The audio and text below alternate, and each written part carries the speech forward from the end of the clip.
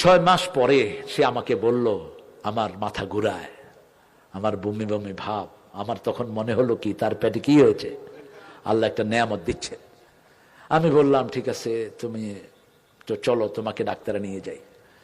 তো ডাক্তারে নিয়ে যাওয়ার পরে সে কানে কানে বলতেছে, আমি ঘরে যে তুই কই এটা কিন্তু ডাক্তারে কবি না, ডাক্তারের সামনে তোমারে তুমি কমু, আর তুমি আমারে আপনি কইও। তো মেয়েটা তো আগে থেকে আপনি বলে, গ্রামের মেয়েটা স্বামীরে কি বলে, কি বলে, আপনি বলে সব সময়। সে বলছে, আমি ডাক্তারের কাছ থেকে আসলাম, আমার সন্তান দুনিয়াতে আসার সময় ঘনিয়ে আসলো।